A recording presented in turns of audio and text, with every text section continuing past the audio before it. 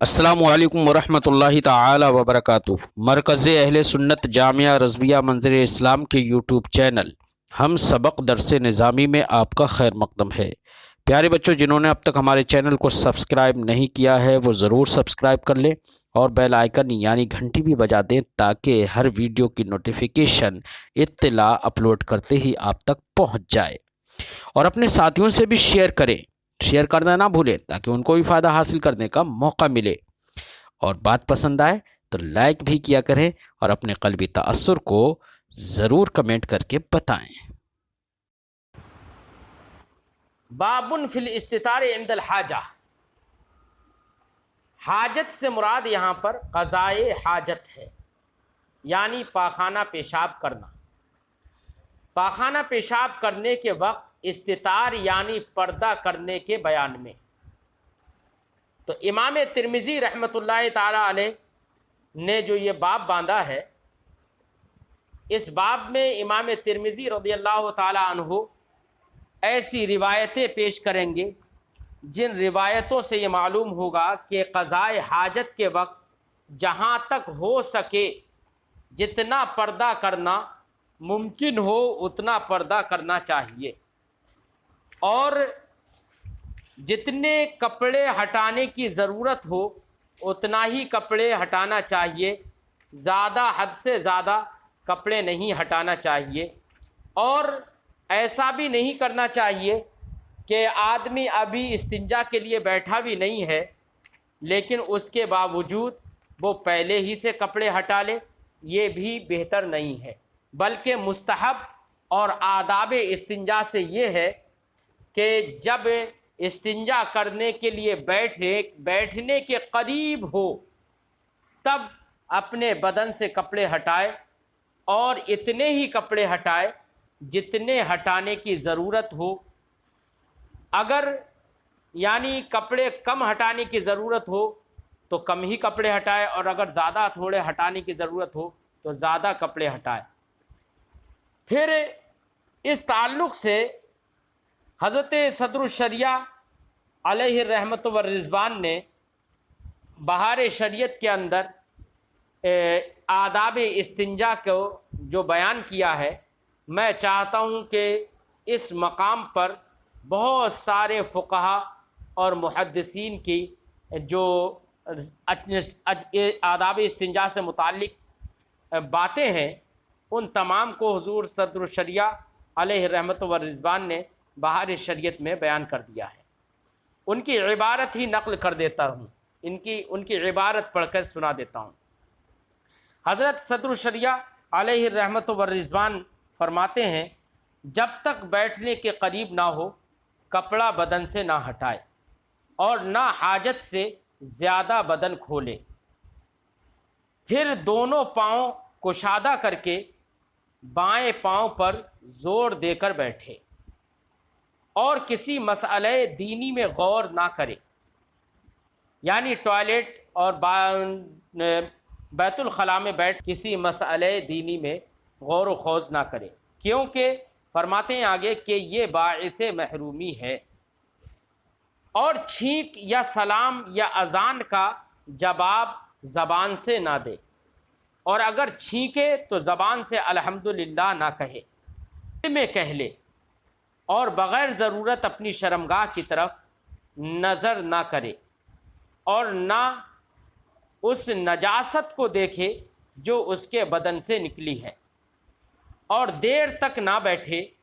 کہ اس سے بواسیر کا اندیشہ ہے، یعنی بیت الخلاء میں دیر تک بیٹھنے سے بواسیر جو ایک بیماری ہے اس کا اندیشہ ہے، تو اس لیے دیر تک نہ بیٹھے۔ اور آگے فرماتے ہیں، اور پیشاب میں نہ تھوکے، نہ ناک صاف کرے، نہ بلا ضرورت کھنکارے، نہ بار بار ادھر ادھر دیکھے، نہ بیکار بدن چھوئے، بلا وجہ میں بیکار کا مطلب بلا وجہ میں بدن بھی نہ چھوئے، نہ آسمان کی طرف نگاہ کر کے بیٹھے، نگاہ نہ اٹھائے، بلکہ شرم کے ساتھ سر جھکا کر بیٹھے۔ یہ آداب استنجا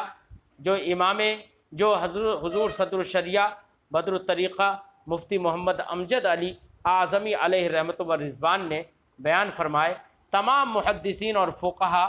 के जो अक़वाल अगर हम जगह जगह किताबों में पढ़ें तो आपने तकरीबन तमाम के अक़वाल को यहाँ पर आदाब इस्तिंजा बयान करने में ज़िक्र कर दिया है। अब इमाम तिरमिज़ी रहमतुल्लाहि ताला अलैह जो रिवायत पेश कर रहे हैं उस रिवायत को सुनेंगे और ये हज़रत सदरुशरिया अलैहि रहमत व रिज़वान की जो इबारत मैंने बहार शरीयत से नक़ल की उस इबारत पर नज़र रखें, इंशाअल्लाह मसअला बिल्कुल वाज़ेह रहेगा। हज़रत इमाम तिरमिज़ी रहमतुल्लाहि ताला अलैह फरमाते हैं, बाबुन फ़िल इस्तितारे इंदल हाजा, ये बाब है इस सिलसिले में कि क़ज़ाए हाजत के वक्त पर्दा करना चाहिए। क़ज़ाए हाजत के वक्त पर्दा करने के सिलसिले में ये बाब है। हद्दसना क़ुतैबतु हद्दसना अब्दुस्सलाम इब्नु हर्बिन अनिल आमशी अन अनस क़ाल कान नबी सल्लल्लाहु अलैहि वसल्लम इज़ा अरादल हाजत लम यरफ़अ सौबहु हत्ता यदनुवा मिनल अर्द।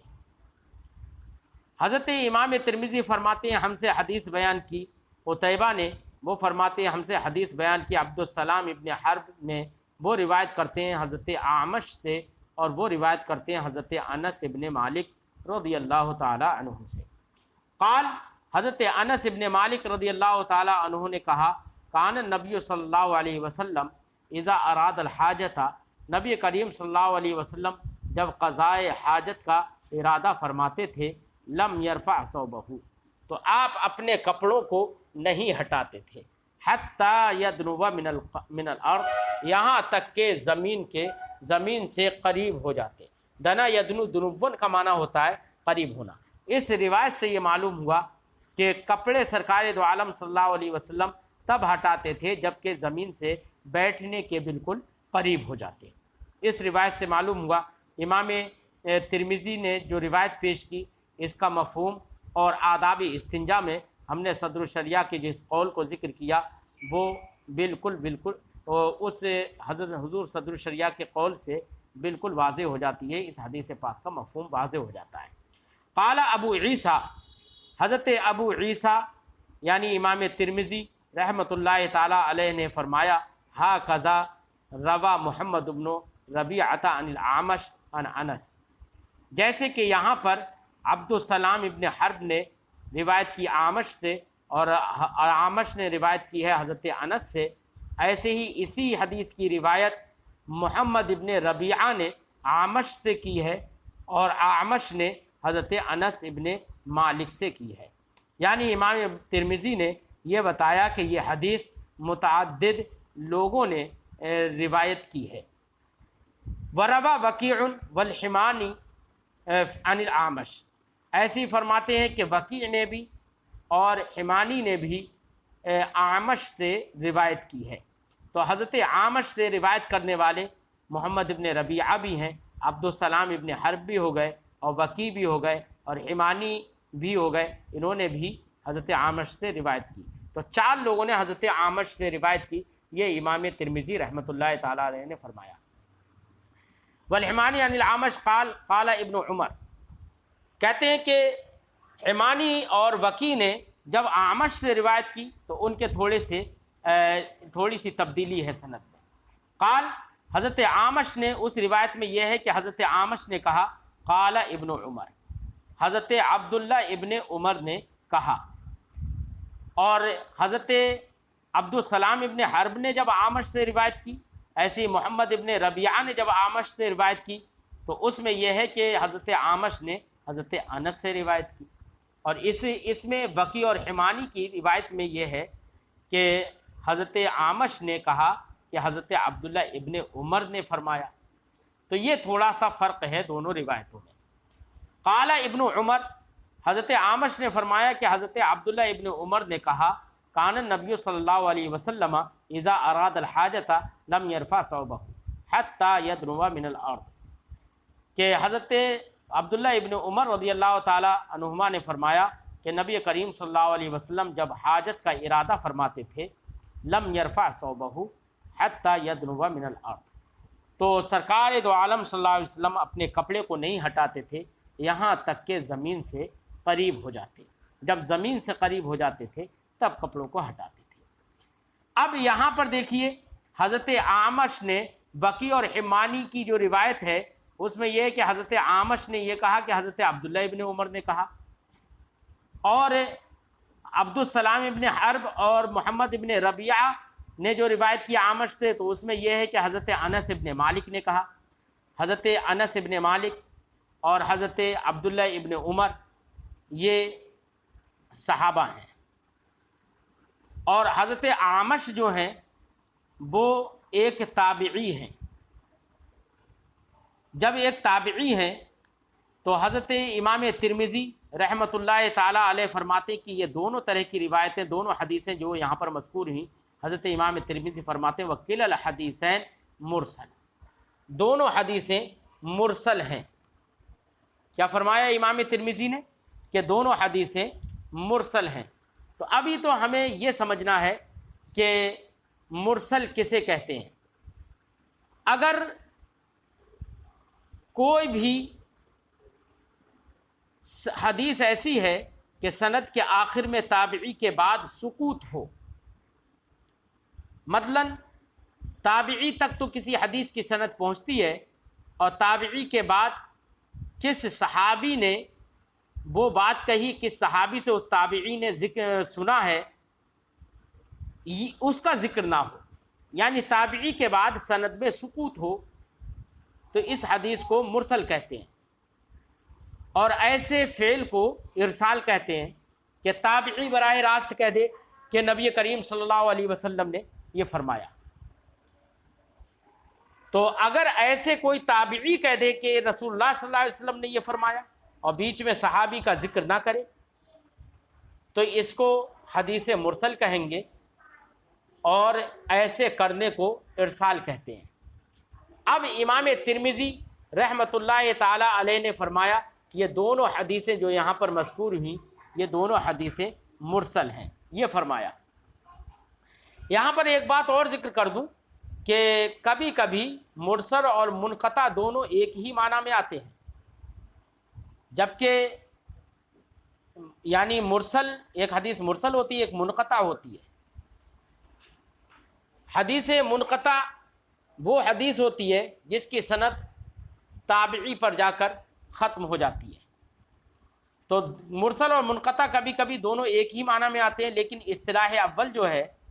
کہ مرسل وہ ہے کہ ایک تابعی براہ راست کہہ دے رسول اللہ صلی اللہ علیہ وسلم نے فرمایا اور اپنے بعد والے راوی کا ذکر نہ کرے۔ یہ اصطلاح اول جو ہے یہ زیادہ مشہور ہے۔ اب امام ترمذی کی بات سنیے۔ امام ترمذی نے فرمایا کہ دونوں حدیثیں مرسل ہیں۔ کیوں فرمایا؟ اس لیے کہ حضرت اعمش جو ہیں، حضرت اعمش نے روایت کی ہے،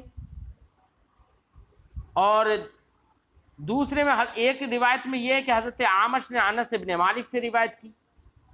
اور انس ابن مالک نے کہا، اور ایک میں یہ ہے کہ اعمش نے حضرت عبداللہ ابن عمر سے روایت کی، انہوں نے یہ کہا۔ تو ان دونوں حدیثوں کو امام ترمذی نے مرسل کہا ہے۔ تو امام ترمذی فرماتے ہیں وَيُقال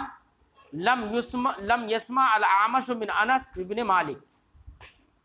یہ بھی کہا جاتا ہے کہ اعمش نے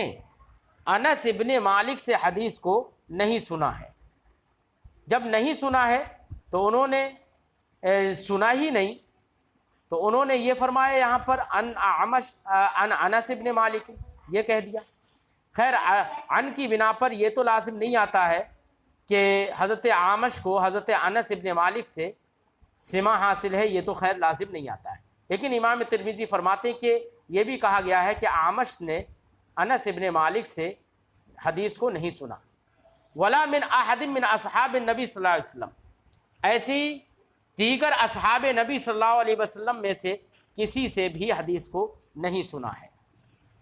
وقد نظر الی انس ابن مالک، ہاں حضرت اعمش نے انس ابن مالک کو دیکھا ہے، کہ جس کے بارے میں حضرت اعمش نے کہا رأیتہ یصلی، میں نے ان کو نماز پڑھتے ہوئے دیکھا، فذکر عنہ حکایۃ فی الصلاۃ، تو نماز کی، ان کے نماز کی حکایت کو، حضرت انس ابن مالک کی نماز کی حکایت کو حضرت اعمش نے ذکر کیا۔ تو حضرت امام ترمذی کا مقصد یہ ہے، یہ بتانا مقصود ہے کہ حضرت اعمش کو حضرت انس ابن مالک اور دیگر صحابہ میں سے کسی سے سماع حاصل نہیں ہے، اس لیے یہ نہ کہا جائے کہ یہ حدیث جو ہے وہ حدیث یہ موقوف یا مرفوع ہے، بلکہ یہ حدیث مرسل ہے، کیونکہ ان کو کسی سے سماع حاصل نہیں ہے۔ اور پھر یہاں پر یہ کہیں کہ رسول اللہ صلی اللہ علیہ وسلم نے فرمایا، ایک تابعی یہ کہے کہ رسول اللہ صلی اللہ علیہ وسلم نے یہ فرمایا ہے، تو اور یہ کہے کہ حضرت عبداللہ ابن عمر نے یہ کہا، جبکہ سماع ہی حاصل نہیں ہے، تو پھر یہ کیسے کہہ دیا عبداللہ ابن عمر نے کہا؟ تو یہ کہنا ان کا یہ ارسال ہے، یہ مرسل ہے، یہ امام ترمذی کا بتانے کا مقصد ہے۔ فرماتے ہیں والاعمش اسمہ سلیمان ابن مہران، حضرت اعمش جو کہ تابعی ہیں، ان کا نام امام ترمذی ذکر کر رہے ہیں کہ ان کا نام سلیمان ابن مہران ہے، یعنی ان کا نام سلیمان ہے اور ان کے والد کا نام مہران ہے، اور ان کی کنیت بھی ذکر کر رہے ہیں کہ ان کی کنیت ابو محمد الکاہلی ہے، اور الکاہلی ان کو اس لیے کہا جاتا ہے کہ وہ ایک بستی کاہل کی جانب منسوب ہیں، کاہل کے رہنے والے تھے۔ فرماتے ہیں وہو مولا لہم، اور یہ کاہل جو بستی تھی وہاں کے لوگوں کے یہ آزاد کردہ غلام تھے۔ قال الاعمش کان ابی حمیلا فورثہ مسروق، حضرت اعمش فرماتے ہیں کہ میرے والد حمیل تھے، یعنی حمیل کا مطلب یہاں پر حمیل کا مطلب یہ ہے کہ وہ ان کو ایک شہر سے دوسرے شہر کی طرف لے کر جایا گیا تھا، تو یہاں پر یہ معنی ہے حمیل کا کہ ان کو اٹھایا، بے معنی محمول، یعنی ان کو اٹھایا گیا تھا، ایک شہر سے دوسری شہر کی جانب لے جایا گیا تھا۔ فورثہ مسروق، تو مسروق نے ان کو اپنا وارث بنا دیا تھا۔ باب کراہیت الاستنجاء بالیمین، یہ باب ہے داہنے ہاتھ سے استنجا کرنے کی کراہیت کے سلسلے میں، کہ داہنے ہاتھ سے استنجا کرنا یہ مکروہ ہے، اس سلسلے میں یہ باب ہے۔ اب داہنے ہاتھ سے استنجا کرنے کے سلسلے میں امام ترمذی رضی اللہ تعالی عنہ جو روایت ذکر کر رہے ہیں، وہ روایت آیا کہ مطلق ہے یا مقید ہے، یعنی اس کے اندر ممانعت تو ہے، جو روایت امام ترمذی نے ذکر کی ہے اس میں یہ ممانعت ہے کہ داہنے ہاتھ سے کوئی آدمی استنجا کرے۔ در حقیقت داہنے ہاتھ سے استنجا کرنے کی ممانعت اس لیے ہے کہ دونوں ہاتھوں میں اشرف جو ہے وہ داہنا ہاتھ ہے، اور داہنے ہاتھ کا استعمال اچھے کاموں میں، قرآن پاک پڑھنے میں، قرآن پاک چھونے میں اور دیگر کاموں میں کیا جاتا ہے، کھانے پینے میں کیا جاتا ہے۔ اس لیے نبی کریم صلی اللہ علیہ وسلم نے داہنے ہاتھ سے استنجا کرنے سے ممانعت فرمائی، اور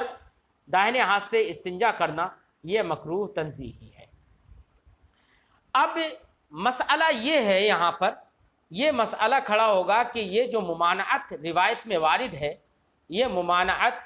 ممانعت مطلقہ ہے یا ممانعت مقیدہ ہے۔ ممانعت مطلقہ کا مطلب یہ ہے کہ آیا کہ داہنے ہاتھ سے صرف استنجا کرنے کے وقت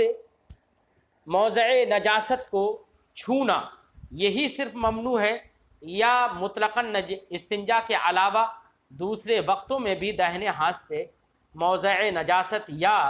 اپنی شرمگاہ کو چھونا یہ دوسرے وقتوں میں بھی ممنوع ہے۔ اس سلسلے میں ائمہ کرام کا اختلاف ہے۔ احناف کے نزدیک بلا عذر دائیں ہاتھ سے استنجا کرنا یہ مکروہ تحریمی ہے، بلا عذر مکروہ تحریمی ہے۔ ہاں اگر کوئی عذر ہے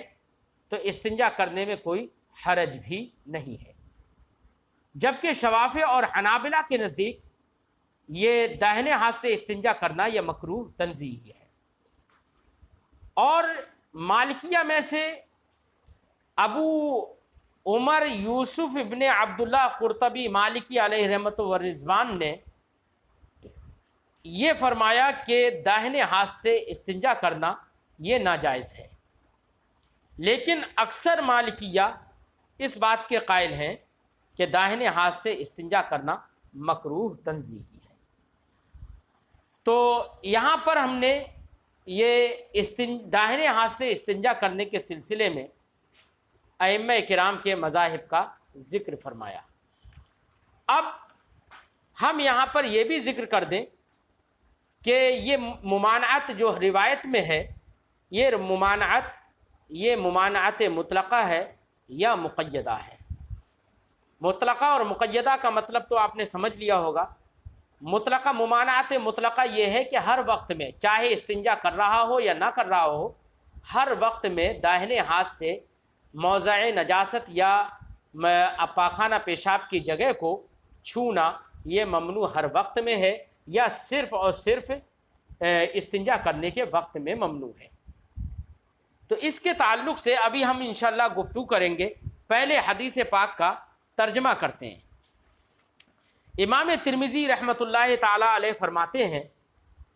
باب کراہیت الاستنجاء بالیمین، داہنے ہاتھ سے استنجا کرنے کی ناپسندیدگی اور کراہت کے سلسلے میں یہ باب ہے۔ حدثنا محمد بن ابی عمر المکی حدثنا سفیان بن عیینہ عن معمر عن یحیی ابن ابی کثیر عن عبداللہ ابن ابی قتادہ۔ امام ترمذی فرماتے ہیں ہم سے حدیث بیان کی محمد ابن ابی عمر مکی نے،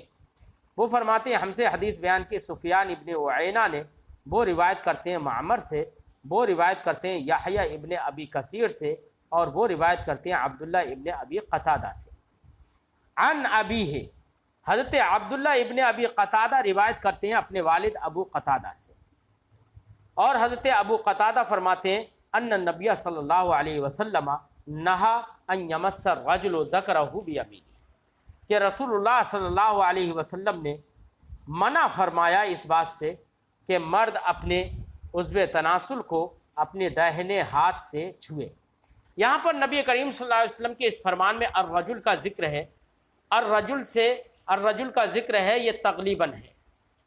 تغلیباً کا مطلب یہ ہے عورتوں پر مرد کو غلبہ دیتے ہوئے یہاں پر رجل کا ذکر کر دیا ہے، اگرچہ حکم میں عورتیں بھی داخل ہیں۔ تو ان یمس الرجل ذکرہ بیمینہ، کہ مرد اپنے داہنے ہاتھ سے اپنے ذکر کو یعنی عضو تناسل کو چھوئے، اس سے سرکار دو عالم صلی اللہ علیہ وسلم نے منع فرمایا ہے۔ تو اب یہاں پر نہا ان یمس الرجل ذکرہ بیمینہ، یہ روایت جو ہے امام ترمذی نے یہ جو روایت ذکر کی ہے، اس میں تو کہیں پر اس کا ذکر نہیں ہے کہ پاخانہ اور پیشاب کے وقت چھوئے، یہ کہیں پر اس میں ذکر نہیں ہے۔ تو اس روایت سے تو یہ معلوم ہوتا ہے کہ یہ ممانعت جو ہے وہ مطلق ہے،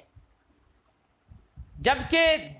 دیگر احادیث سے یہ معلوم ہوتا ہے کہ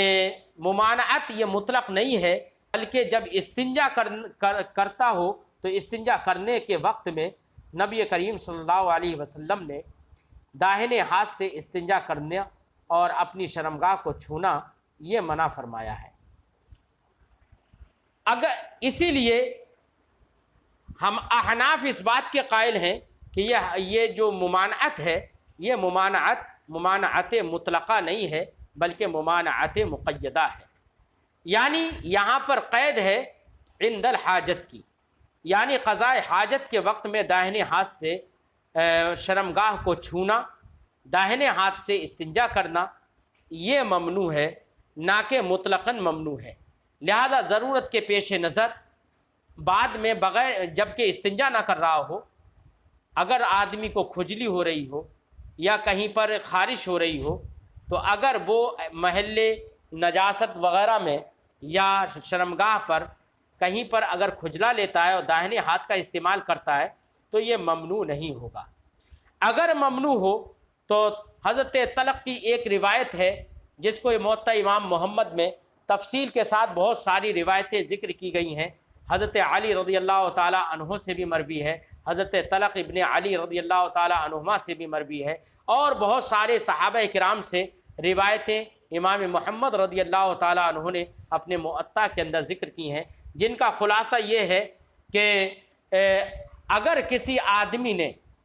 یا کسی عورت نے اپنی شرمگاہ کو ہاتھ سے چھو لیا، مثلا خارش ہو رہی تھی، کھجلی ہو رہی تھی، کھجلا لیا،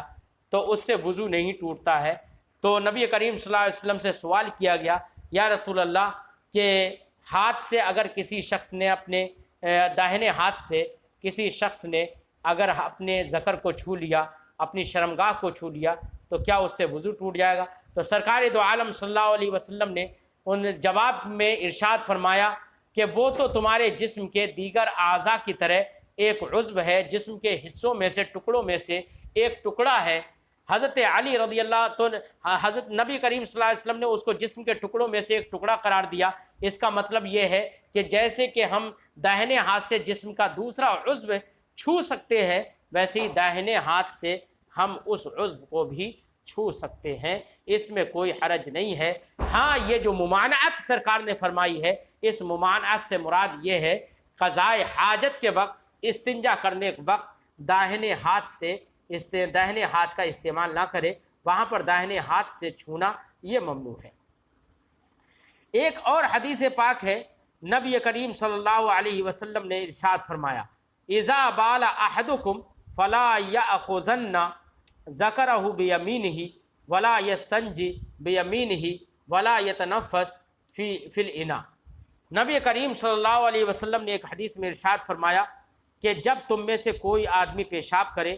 تو وہ اپنے داہنے ہاتھ سے اپنے ذکر کو نہ پکڑے اور اپنی شرمگاہ کو نہ چھوئے، اور داہنے ہاتھ سے استنجا نہ کرے،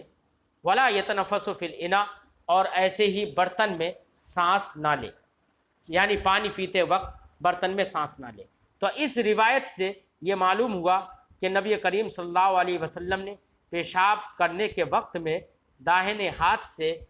شرمگاہ کو چھونا اور شرمگاہ کو پکڑنے سے منع فرمایا ہے۔ اس حدیث پاک سے معلوم ہوا کہ ممانعت جو ہے وہ ممانعت مقید ہے، نہ کہ ممانعت مطلق ہے۔ ایسے ہی رسول کریم صلی اللہ علیہ وسلم نے ایک حدیث میں ارشاد فرمایا، جس کو امام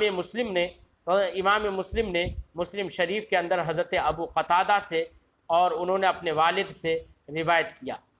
کہ رسول انور صلی اللہ علیہ وسلم نے ارشاد فرمایا، اذا دخل احدکم الخلاء فلا یمس ذکرہ بیمینہ، کہ نبی کریم صلی اللہ علیہ وسلم نے فرمایا جب تم میں سے کوئی بیت الخلاء میں داخل ہو فلا یمس ذکرہ بیمینہ، تو وہ اپنی شرمگاہ کو اپنے داہنے ہاتھ سے نہ چھوئے۔ اس سے یہ معلوم ہوا کہ ممانعت جو ہے وہ ممانعت مقیدہ ہے، نہ کہ ممانعت مطلقہ۔ احناف اور شوافع کے نزدیک اس باب کی حدیث میں مذکور جو ممانعت ہے وہ ممانعت مقیدہ ہے، اور امام ترمذی نے جو روایت ذکر کی ہے وہ روایت اگرچہ مطلق ہے، لیکن وہ مطلق ممانعت بھی مقید ممانعت پر محمول ہے۔ لہذا اگر دوسرے اوقات میں کسی شخص نے اپنے عضو تناسل یا اپنی شرمگاہ کو چھوا تو یہ بالکل جائز ہوگا، اس میں کوئی حرج نہیں ہوگا۔ ہاں، دوسرے اوقات میں بھی بلا ضرورت چھونا یہ ممنوع ہے، یعنی مکروہ تنزیہی ہے، مناسب نہیں ہے، اچھا نہیں ہے۔ جبکہ کچھ لوگوں نے جیسے کہ علامہ ابن حجر عسقلانی شافعی رحمۃ اللہ تعالی علیہ نے امام بخاری رضی اللہ تعالی عنہ کے ایک باب میں ذکر کیا۔ امام بخاری نے ایک باب باندھا ہے، باب لا یمس ذکرہ بیمینہ اذا بالا، وہ باب باندھا اور اس کے تحت امام بخاری نے روایتیں ذکر کی ہیں۔ ان روایتوں میں کہیں پر مطلق روایت امام بخاری نے ذکر نہیں کی ہے، امام بخاری نے 2 روایتیں ذکر کی ہیں اور دونوں روایتیں مقید ہیں، لیکن علامہ ابن حجر عسقلانی علیہ رحمۃ الرضوان نے وہاں پر بھی فرمایا کہ یہاں پر بھی مطلق کو مقید پر محمول کیا جائے گا، جبکہ وہاں پر امام بخاری نے تو مطلق کوئی روایت ہی ذکر نہیں کی۔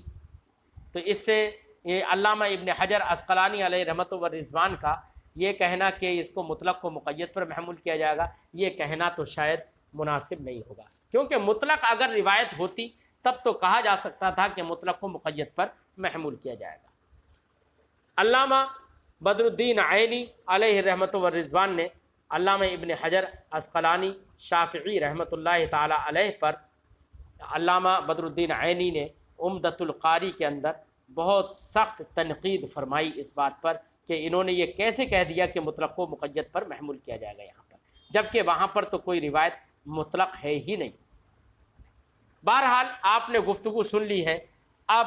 یہ بات تو سمجھ میں آ گئی کہ دائیں ہاتھ سے استنجا کرنا یہ ممنوع ہے، کیونکہ دائیں ہاتھ بائیں ہاتھ سے اشرف ہے اور اس کو پڑھنے پڑھانے اچھے کاموں میں استعمال کرنا چاہیے، لہذا بائیں ہاتھ سے استنجا کرنا چاہیے۔ اب اگر کہیں پر کسی جگہ پر اگر آپ کو یہ معلوم ہو جائے کہ دائیں ہاتھ سے استنجا کرنا یہ جائز نہیں ہے، تو وہاں پر جائز نہ ہونے سے مراد یہ ہے کہ ضرورت کے وقت بلا ضرورت یہ جائز نہیں ہے، یعنی مکروہ تحریمی ہے، جیسے کہ احناف کے مذہب کو ہم نے بیان کر دیا تھا۔ فرماتے ہیں قال ابو عیسیٰ،